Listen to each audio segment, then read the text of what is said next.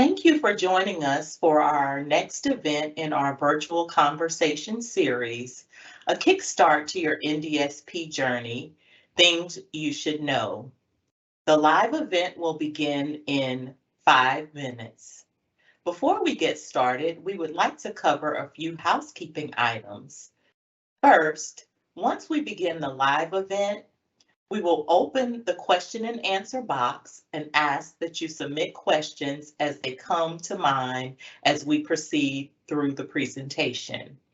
To access the Q&A session, please look at the slide currently showing on your screen.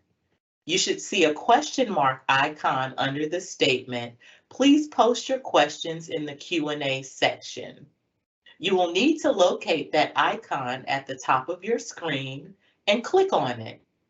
If you're using a mobile device, Microsoft Teams may minimize the presentation view so that you will have a large view of the Q&A box. Once you're in the Q&A box, you will see two choices, Featured and My Questions at the top. To view all the published questions, you should select Featured. Your microphones will remain muted throughout the session. This session will be recorded.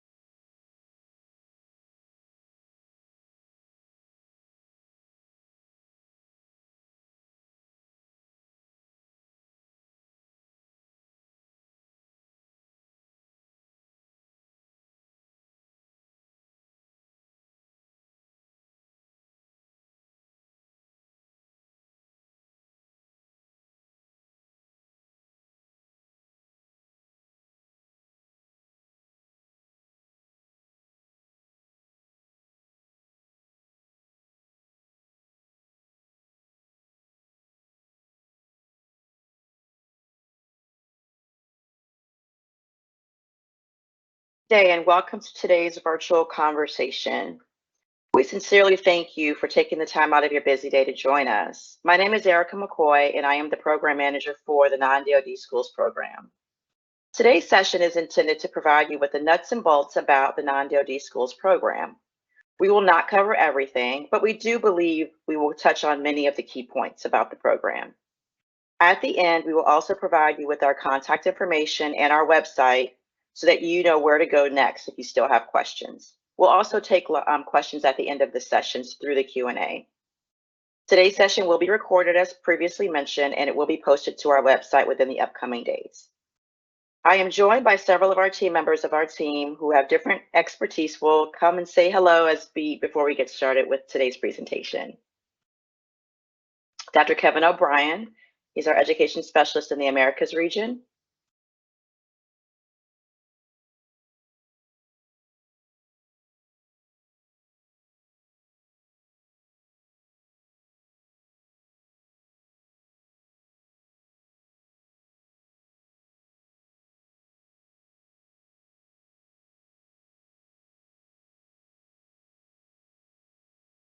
Unfortunately, we are having some technical difficulties. I think we're recovering now. Ms. Lori Edom, our Chief of NDSP Resource Management.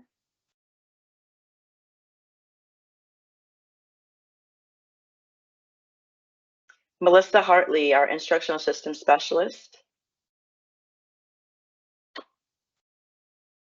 Mr. Robert Downs, Program Analyst.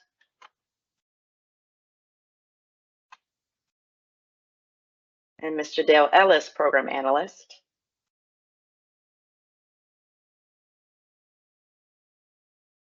And Dr. Shanna Smalls, our Education Program Specialist.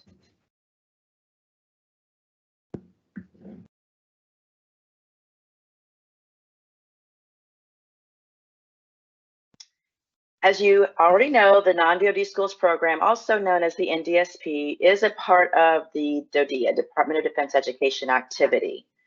DoDEA has the authority and law for the funding of private schools where there are no DoDEA operated schools in overseas locations. That's what we'll talk about today to give you a bit more detail about our program. This provision also requires that we are in alignment with the Department of State as much as possible. There are some items that are different given that we serve both active duty and civilians, and thus where DoD policies and laws conflict, we may have slight variations. As you can see, the NDSP currently supports just over 4,000 students in 132 countries and over 300 duty stations. The NDSP has the authority to support locations where the joint travel regulations allow dependents in locations overseas, so not in the US or US territories. In order to really fulfill our mission, we have 3 areas of program support and 3 teams that work together to support you: the eligibility and program management team, education support, and resource management. As you can see, a short summary on the screen of the responsibilities within each of these teams. You will hear more from the respective team members as we go through today's presentation. While all of these areas are equally important, determining eligibility will be your first priority. Mr. Dale Ellis will come to share more information on this important topic.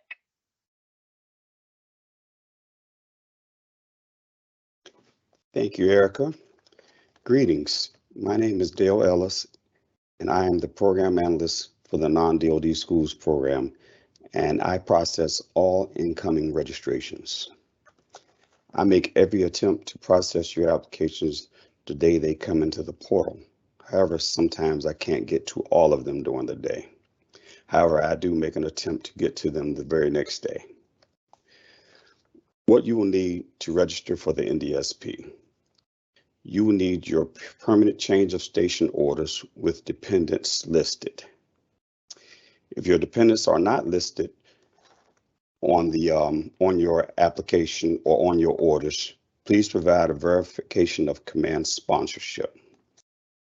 If your dependents are kindergartners or first graders, please provide a copy of their birth certificate or passport. Based on your child's needs, an IEP or individual education plan or 504 plan may be needed. If you're homeschooling your child, please include a home study education plan. Procedures for NDSP online student registration. Again, please forgive me. First thing you do is type in NDSP online student registration in your search engine. And also, just so you know, your spouse can complete this application if you'd like them to, that they just must first put your information in. Okay, also, please put in the sponsor's information. This is a secure site and your SSN is needed, so please input your full social security system or your SSN, social security number. Add all age eligible dependents. If you don't have a school selected at the time, it's still okay to move forward with processing. We'll just submit as no school selected. Also, a lot of people ask the question, why do you need my banking information? Well, that banking information is needed in case you pay out of pocket, and to reimburse you, our administration department needs that information. Once all your information is added, please move forward and submit your registration. Once that registration is submitted, it comes straight to me and I start the process. I will send you an email if I have any issues, or I'll make every attempt to make a phone call. Okay, next I'm moving on to re-registration for the next school year. I do get a lot of applications that come in after the person has already been registered the next school year. And the notification of student registration that's sent out has a lot of information, and it talks about re-registration for the next school year. So to re-register for the next school year, you go into the NDSP sponsor portal. You type that in your search engine. And once that comes up, you have to re-register yourself, and you re-register each child for the next school year. In that site, you can do change of school, and you can also add documents that you need to add. And with that said, I'm going to pass it on to Robert Downs, NDSP Program Analyst, with understanding your educational options and allowances. Thanks, Dale. Good morning, and thanks for tuning in to our virtual conversation. As you make that transition from a school in the United States or from a DoDEA school, you'll find that the NDSP offers different options for your child's education needs. I'm going to take a few moments to explain those options available to you and your family, and some thoughts to keep in mind while you're weighing those possible options. You'll find that you have three education options. Option one is to enroll your child in what we call an at-post school. An at-post school is either a public or private brick and mortar school within commuting distance of your assignment location that provides face-to-face instruction for your child. That school might be an international school that provides instruction in English, although more often not an American curriculum. It could be a local private school that doesn't provide all of their instruction in English. An at-post school may also be a public school that doesn't charge tuition. Keep in mind that for the purposes of the NDSP, an at-post school must be within a reasonable commuting distance from your home. Also, our program can't pay for your child to attend a private day school in the United States, or with very limited exceptions in any other country other than your country of assignment. Option two is to enroll your child into an away from post or a boarding school option. If you choose to do so, you may send your children to a full board school. While we don't limit students by grade level, we do find that the majority of parents who elect this option do so for their children in grades 6 through 12. Excuse me.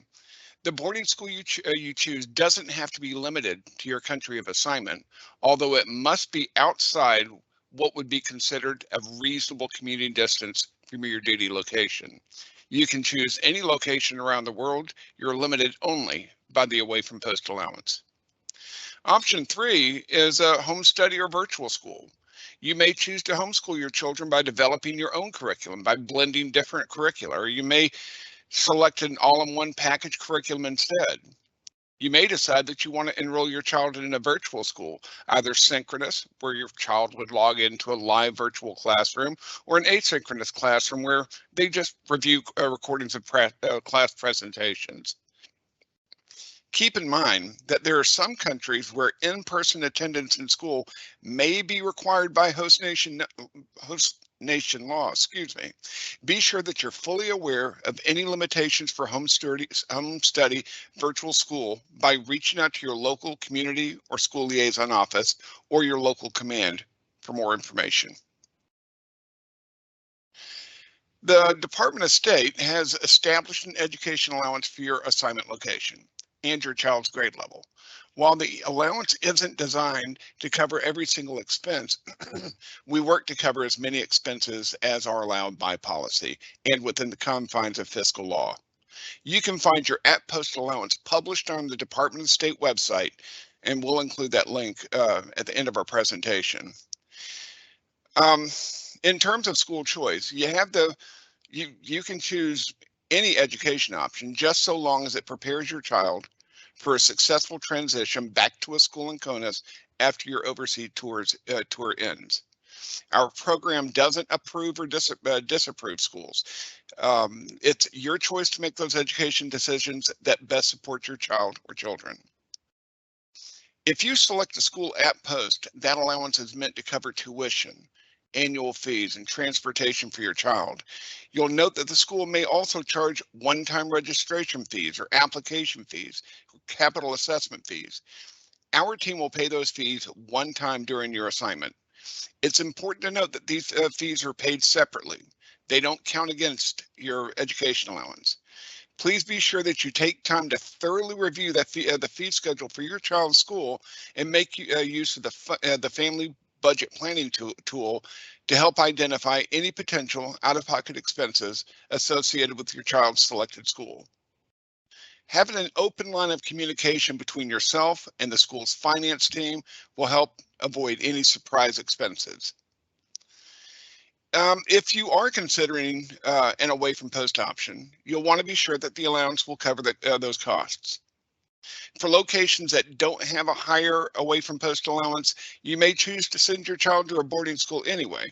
You'll just need to be sure that you understand the funding limitations with that lower allowance. Please keep in mind that the allowance is meant to, the away from post allowance is meant to cover all costs associated with the full board program. You want to be sure that the education allowance will cover not only those costs, but the cost of transportation to or from the boarding school. The home study virtual school allowance is addressed in the Department of State regulations. For kindergarten through grade 6, the allowance is currently $10,500 per year per student. For grades 7 through 12, that allowance rises to $21,500. The home study education allowance may be used to reimburse the expenses that you pay out of pocket for curriculum materials or for group classes, resources, or other allowance expenses within the home study realm. We would ask that you thoroughly review our website pages that speak to allowable and non-allowable materials that we can approve for reimbursement. Finally, again, it's important to be fully engaged with the school's finance or accounting office and to be fully aware of your responsibilities associated with the contract that you will sign with the school. For example, if you're departing over the summer or during the school year, for that matter, the school may very well have a policy that requires a certain amount of lead time to notify the school of your departure in order to avoid additional fees and tuition that may be assessed.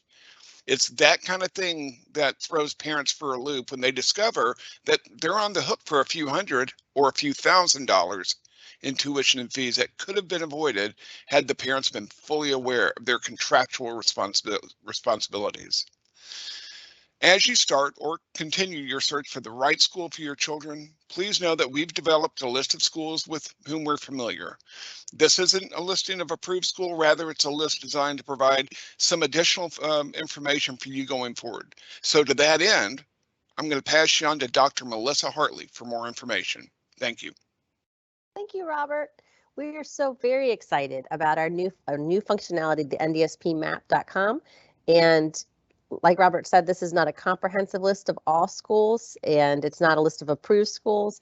It is a list of schools that families have used in the past. And just as a precursor, some of the URLs that link to the schools may need to be updated. We do update them regularly, but sometimes things change. So to begin using the NDSP map, in the upper left-hand corner, there is a search function, and you type in the name of the country. And when you do that, the different cities will populate, and they have a drop-down cursor to the left of the city name. And when you expand upon that, the name of the school will appear. With the name of the school, that is a hyperlink, and so you can click on the school's name, and that will take you to the school's website. And that is the link that sometimes can have issues. Pardon me, one moment. Can have issues because of changes. And if you look across next to the school name, you'll see whether or not the school is supported by the Department of State, whether or not the school is public or private, if this instruction is primarily in English, and if they have boarding options. And there are times when that information isn't available to us, and so you may see a blank, like for example, with this school in Alton, you'll see that English instruction is not listed. But for the most part, a majority of the information is completed. And then additionally, you'll see at the bottom of the screen, there are other options. And so the first option to the left is the text version. And so anyone who uses a screen reader, who is visually impaired or blind, that we have it available in text for screen readers. There is a tech feedback button where if you come across any technical issues, you can put that information in the tech feedback button. For example, if a URL is down or something of that nature. And then we also have an option for the virtual schools listings. So if you're interested in finding out more about different virtual schools. And with that, I will turn it back over to our program manager, Erica McCoy, for key things to know and do. Thank you, Melissa.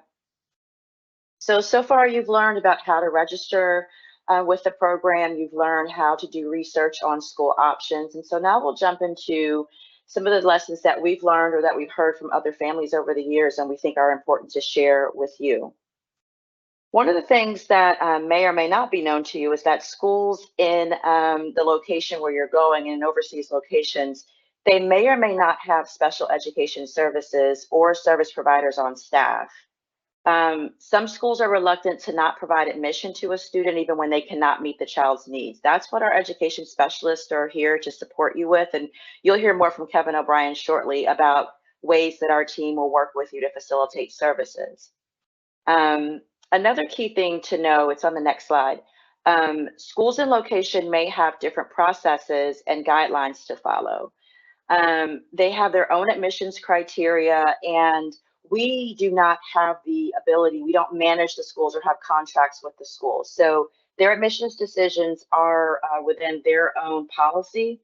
We encourage you to get to know those processes as early as you can, which is the NDSP map tool would help you to get to the various school options. But then beyond that, to go ahead and contact schools to learn more about their admissions process and their timelines, because they do have different timelines for when they make those decisions.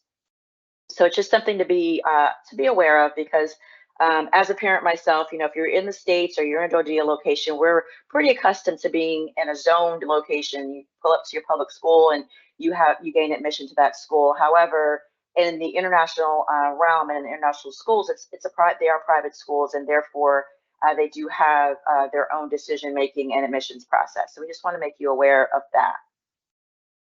Another key thing is that we do offer an academic support allowance. Given that international schools do have curricular content that may be different from what a U.S. public school and or Dodea school would provide, as a program, we offer a separate allowance for academic support. This support must be pre-approved by the education specialist and is intended for a variety of situations. Things like meeting U.S. graduation requirements. So for example, American history is not generally offered in an international school. However, it might be a graduation requirement here in the United States. And so we want to make sure that we're able to help your child with facilitating any of those types of graduation requirements. And this is done through a pre-approved process, working with the education specialist through the academic support allowance or supplemental allowance. Other examples of that allowance could be used if a student is struggling academically, if the instruction at the school is in a language other than English, and perhaps your child needs support with that language. There are other examples that was not an exclusive list, but just to give you some ideas that we do have additional supports available, because we do understand that there are key differences between where your child may be coming from school-wise and then where they're going to. The other thing to know is that education support with the NDSP does begin at the age of 3 for children with a disability.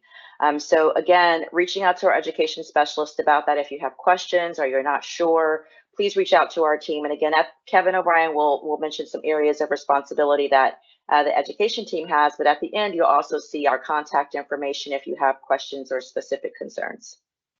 And then lastly, we are here to support you with transition in and out of your location to make sure that there is educational continuity. I'll hand it over to Dr. Shanna Smalls to dig into more detail about key things to consider with regard to transition and how our program can support you. Thank you, Erica. As we all know, transitioning from state to state and CONUS to OCONUS is a significant part of the military-connected lifestyle. These transitions often make secondary students' academic careers a little topsy-turvy. The Interstate Compact on Educational Opportunity for Military Children covers state-to-state transfers. Nevertheless, because NDSP serves OCONUS families, we will focus our attention on some of the concerns that arise with those transitions. Firstly, we encourage families to constantly communicate with the schools they are leaving and the schools their children will be attending. It's essential that you know how the course credits your child has already accrued applies in their new academic setting. To do this, first, find out if your new school performs transcript evaluations or if they have a service that does so. A substantial majority do. However, if they don't, the next question is, would they consider the results of an evaluation conducted by a NACES certified transcript evaluation provider? If so, you should contact your NDSP education specialist and ask for an authorization. Your education allowance does cover authorized transcript evaluation costs, provided that you have money remaining in your allowance. If you disagree with the school's assessment, professional transcript evaluations can help give credence to your concerns. But please be aware that schools are not required to accept the external evaluation findings, while they still may be helpful for everyone to get to a point where they can move forward. We also strongly advise that you ask your child's new school counselor or academic advisor, speak with your previous one, kind of sort of like a handoff. This connection allows any questions to be answered with immediacy and makes the process a lot smoother. Once the receiving school determines student progress and placement, you may discover that your child needs additional coursework to graduate on time. As Erica stated, most often the missing coursework consists of U.S. history, foreign languages, or other specific math courses. So suppose you find your child in this situation. In that case, you would again need to contact your education specialist for authorization to cover the cost of these additional courses, if they incur charges, that is. Now, the next thing to consider is college entry exams. While there are several international testing centers, you need to determine if there's one close to you. To do so, you should visit the College Board or the ACT website for more details. You can also find information about the exams in Choices 360, our college and career readiness resource. Please note that NDSP students are also eligible to take the assessments at the nearest DODEA school. The parents, however, are responsible for coordinating registration, with help from NDSP, of course, for paying transportation costs, and for covering the cost of the exams. Also, in preparation for college, your child will need to pay attention to application and financial aid deadlines. Please be aware that they may be required to apply as an international student solely for expert transcript evaluations and placement. However, they will still be considered a U.S. resident for other purposes such as scholarships and financial aid awards. Now, the specific process varies per secondary institution. To ensure readiness, your child will definitely need to adequately track and document their progress as they matriculate through high school to make the application process more manageable. They can use Choices 360's student portfolio to do so. It will help them keep track of what they have taken and whether or not they've, they have all of the adequate coursework.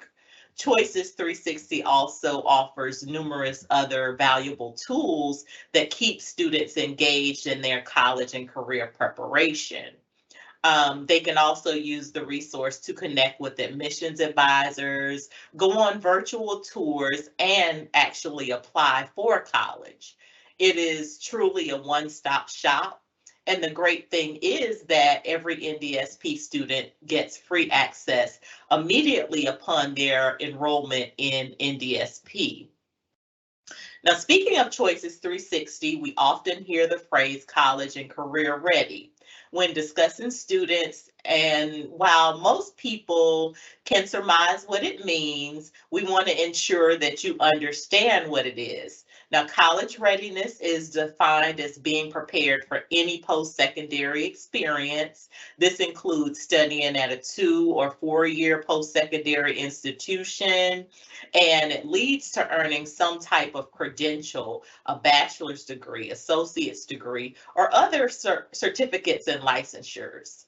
Now, career readiness is defined as focused education that prepares students for life, equipping them with the skills necessary to navigate the workforce. Career-ready students often attend post-secondary institutions. They go in the military and or enter directly into the workforce. Now, while DODEA ensures that students have access to challenging courses and opportunities to receive career-focused education, NDSP realized that there was a gap for our students because they're often in academic situations where they don't have a school counselor, or they may be in an academic program. Although it's high quality, it doesn't necessarily specifically prepare them for life after high school in the U.S. And so for that reason, we introduced Choices 360 to NDSP families. Choices 360 is our premier college and career readiness resource. It's comprehensive, it's computer-based, and it's online. And you can research careers. It's used for academic planning, and it helps students navigate through their through their secondary education, where they end up with a diploma and a viable post-secondary plan. If you look at the current slide, it shows the main components of the program at the top. Choices 360 helps students with high school planning, where they can also build a portfolio. If you were listening earlier, I mentioned using the portfolio to track their progress so they can stay on top of their graduation progress and know that they'll receive a diploma when they get done. Now, you definitely heard me mention the portfolio. If you look at the screen, you see multiple portfolios that offer step-by-step guidance for completion. They're highly recommended by the tens of thousands of students and parents who have access to this resource throughout the United States. So it's not just DODEA students or NDSP students who have access to this program. It's used all throughout the U.S. in secondary and post-secondary institutions. Now, how do you get access? First, it's available to all 7th through 12th grade students, NDSP students, of course. We automatically register you for an account, or your child actually for an account, upon registration to NDSP. Now, the sponsor receives an email with the student's Gmail account information 1 to 3 days after registering with the NDSP. That email with the Gmail account information goes to whichever email the sponsor has on file. Within 7 to 10 days, a Choices 360 account is created and login details are sent directly to the student's Gmail accounts. So it's important that you look in your email accounts as sponsors to get that student's Gmail account so they can go and log in and then have access to their Choices 360 account information. Now, yes, students log into Gmail account, get information, and it walks them through logging into Choices 360. Now, earlier, you heard me mention education specialists. So now, Dr. Kevin O'Brien will explain their role in greater detail. Thank you so much, Dr. Smalls, and everyone for your presentations today. We're going to learn a little bit more about the role of the education specialist. My name is Kevin O'Brien, and I'm the regional education specialist responsible for Latin America and the Caribbean. Today, I'm going to review with you the role of the education specialist in NDSP. Each country throughout NDSP is assigned an education specialist. All education specialists are certified special education teachers. An education specialist in NDSP can write an individualized education plan, or IEP, for eligible NDSP students beginning at age 3, even when they are attending a school in a country outside the U.S. that does not follow U.S. laws for special education. In addition to special education, the team of education specialists hold a wealth of education knowledge and skills. They are well versed in gifted education, different types of curricula such as the International Baccalaureate Program, British type curriculum, advanced placement, Montessori, etc. The education specialist can assist with interventions for reading and math when needed. They can assist with ESL, or English as a second language, and/or some of the challenges with attending host nation or bilingual schools. The education specialist is knowledgeable from preschool to post-secondary, from the U.S. public schools, DoDEA schools, and many international schools, and everything in between. In many cases, your education specialist may have visited to a school. They work closely with local liaisons and Department of State regional education officers as well to ensure our NDSP families are supported. In addition to their expertise, an education specialist can authorize supplemental funding. Some examples include tutoring when a student is failing or at risk of failing, or transition or additional coursework such as U.S. history when a unique situation arises. Do not hesitate to reach out to your education specialist using the generic or the general inbox for the Americas, Europe, or the Pacific. Next, we have Lori Edom, Chief of NDSP Resource Management. Thank you, Kevin. Good morning, good afternoon, good evening. My name is Lori Edom, and I'm the Chief of NDSP Resource Management. I want to touch on the financial aspect of NDSP. It's important to note that the sponsor and the dependent must both be in country before the education allowance can begin. Once in country, simply notify us and submit for reimbursement any out-of-pocket allowable fees at that time. Upon enrollment of your student within an international school, you may have to pay application fees. These application fees are reimbursable only once unless your student is not accepted into that school. We'll of course need documentation from the school confirming non-acceptance. One-time fees may be a part of the enrollment as well. One-time fees are just that, they're paid one time per tour. If your child changes schools, please note, you will be responsible for any additional one-time fees. Since the NDSP cannot enter into a contract on behalf of an individual, You should note that the contract is between the school and the parent. Please ensure you know the details of the contract to avoid any surprises, which may include out-of-pocket withdrawal penalties.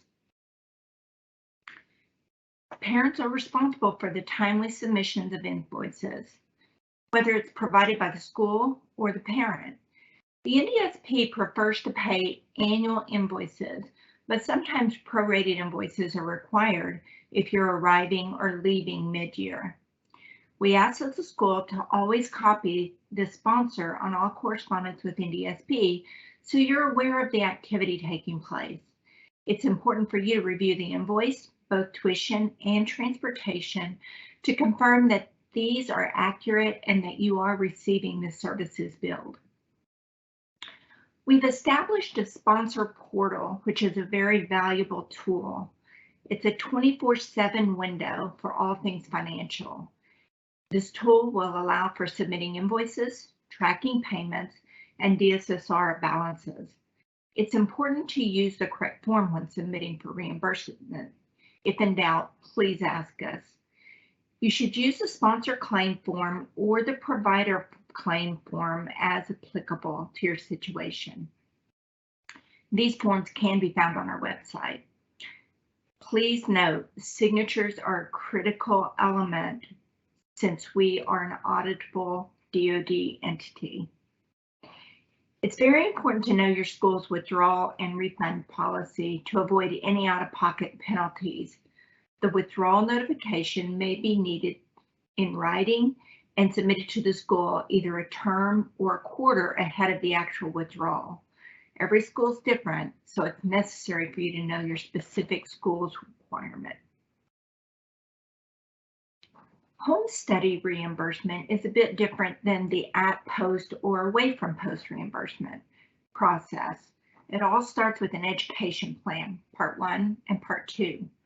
These must be submitted when initially registering or re-registering with NDSP. The plan reflects the educational curriculum and should contain the name or names of all the curricular programs used. These forms can be found on the NDSP Home Study website. You'll need to ensure you know and understand the allowable and non-allowable expenses. These are listed as well on the NDSP Home Studies website. If in doubt, you can always submit questions to the NDSP Home Study email box for a preview and pre-authorization prior to making those purchases to avoid out-of-pocket costs. You'll need to utilize the Home Study reimbursement tool to submit for reimbursement. You can find the Home Study reimbursement tool link on the NDSP website as well. Within the tool, there's a field where you can add website URLs for additional information for us so that we can review what the product actually is to determine if it's indeed allowable or non-allowable. Again, you can access a tremendous amount of information within the safe and secure sponsor portal to keep you aware of balances and reimbursements. We greatly enjoy supporting you and your child while in an international location. It's very important for you to engage in the financial process. Check the website often to stay aware of any updates. If you have questions, please reach out to us. We're happy to assist. And with that, we'll go back to Erica so she can provide guidance on where to find more information. Thank you, Lori. Now, we have provided you with a lot of information and realize that you may not remember it all. As Lori mentioned, we invite you to please visit our website. There is a plethora of information on our website, as Lori mentioned, from home study information to other allowable, non-allowable fees. Procedures are there. A word of caution, however, our website is currently under construction and therefore information may be in a different place than previously if you have visited our site in the past. We are working very hard to make the navigation a bit easier and information more seamless to find. So we just ask you to be patient with us. Although the information is there, it is moving around a bit to make it a bit easier for you. We also want to be sure you know how to contact us. We've mentioned several times to reach out to us, reach out to your education specialist. So here you'll find the various email addresses based on the region if it's your education support team and or financial support, our eligibility and program support and home study support. So you can find those contact information emails on the screen. And if you can't find what you're looking for on our website, or you have a specific question, please feel free to reach out to us. And with that, I will turn it over to Dr. Shanna Smalls for a few details before we open it up for a Q&A. And if you haven't already posted questions, we do have the Q&A box open, so feel free to post any questions you have, and we'll take as many as we can before we close out today's session. Thank you, Erica. I'm going to leave the contact information up for a few seconds, just in case someone is copying it down. But be aware that we will, like Erica said at the beginning, post this to the website within the upcoming days, so you can review things that we discussed and look at the slides.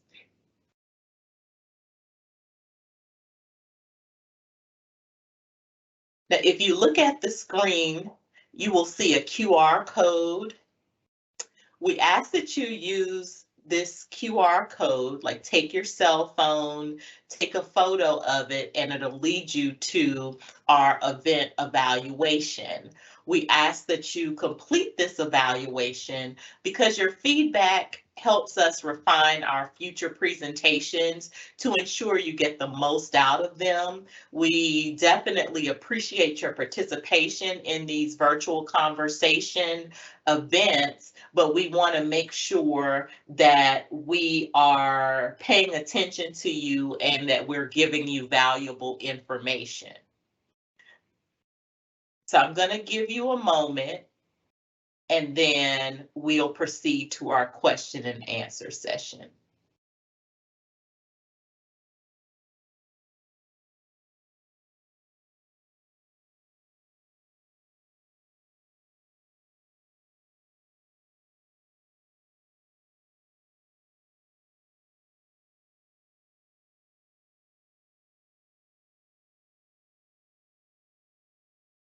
Okay, I'm just going to leave this up on the screen, so if you need to rescan it, you can.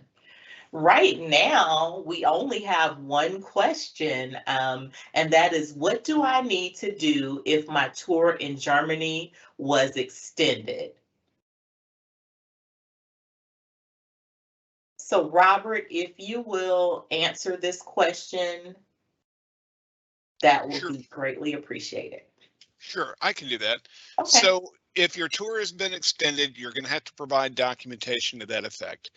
The best way that you can, if your agency, if your service has extended your tour, they should give you some documentation, or you can provide a copy of your CERF if you're Air Force. If you're Navy, it generally comes in a message. You can provide a memorandum from what we call a competent authority, someone within your chain of command who can speak on an official from an official perspective to that extent to that extended tour. You know, at the end of the day, we just need something official that says that your tour has been extended. You can submit that, upload that to the sponsor portal and send it in to us, or you can send it directly to the NDSP management team. We'll take a look at it, and if it's okay, we'll go ahead and make that change on our end for you. But if you need more specific information, just shoot us an email at the NDSP management box, and we'll answer your question. Okay. Let's see if we have any more questions. Yep, we have another one. My children go to a German school. The school and city have limited U.S. language literature books. Will the allowance allow me to purchase U.S. English books online? I could take this question. So this would be a good example of where you would work with your education specialist. And Kevin, I don't know if you want to chime in as well.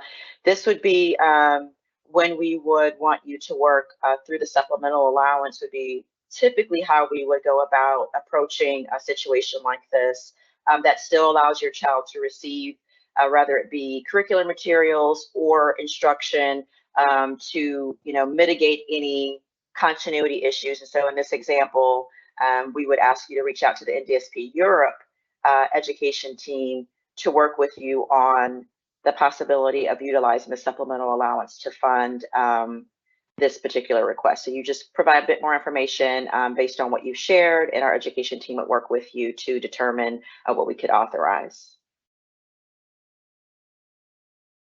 Okay. Right now, that was the last question that we had. If you think of anything, go ahead and put it in the box. We would love to answer any questions that you have.